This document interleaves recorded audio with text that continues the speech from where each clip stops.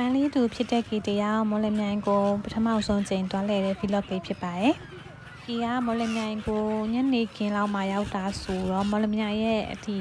မတော်မဖြစ်သွားမယ့်နေရာရဲ့တစ်ခုဖြစ်တဲ့ကန္နာလန်ကိုအရင်ဆုံးသွားရပေါ့နော်။ကန္နာလန်ရောက်တဲ့အချိန်မှာစင်ရောငှက်လေးတွေရောပြီးတော့ခဏနေဆိုလဲနေဝင်တော့မယ်ဆိုတော့စင်ရောစာလေးကျွင်းနေမော်လမြိုင်ရဲ့ညနေခင်းလေးကိုဖြတ်တန်းခဲ့ပါတယ်။ပြီးတော့ဒီကနားလဲတစ်လျှောက်မှာလေလို့ဆန်ကန်နဲ့ပတ်တဲ့ feeling ကတကယ်အရန်မိုက်တယ်သဘောကျတယ်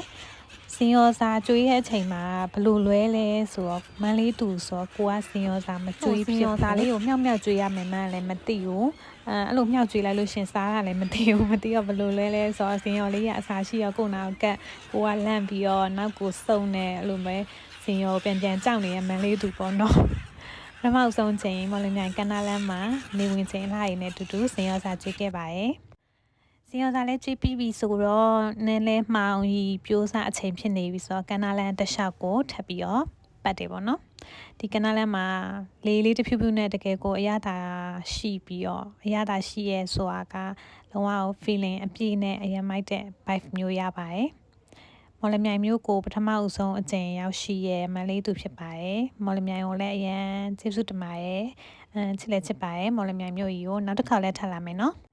ညစာကိုတော့ဒီဝက်ကင်စားကောင်းနေပြောလို့ဒီဝက်ကင်လေးလည်းဝစားခဲ့တယ်တကယ်လည်းစားကောင်းပါတယ်ပြီးတော့ဒီကတော့ခင်မြင့်ရေးစိမ်မို့ဟင်္ဂါဆိုင်မှာညစာစားခဲ့ပါတယ်သူကတော့ဒီမုံဖက်ကိုတော့တစ်ခါညစ်ပေးရလို့ပြောရပေါ့နော်စားလို့ကောင်းတယ်ခီကြိုက်တယ်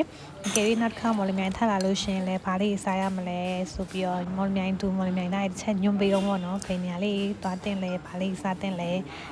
ဒီဗီလော့ကတော့အခုဒီညနေခင်းနဲ့ညခင်းပိုင်းမှာမော်လမြိုင်မှာသွားပြတဲ့နေရာလေးနဲ့စားပြတဲ့အရာလေးကိုပြန်ပြီးတော့မျှဝေပေးရဖြစ်ပါတယ်ဆိုတော့အရေးစိမ်မှုခင်ဗျားလေးဆိုင်နေပဲဒီ vlog လေးကိုဆောင်တက်လိုက်ပါတယ်နောက် vlog မှာပြန်တွေ့ကြမယ်နော်တတာပါ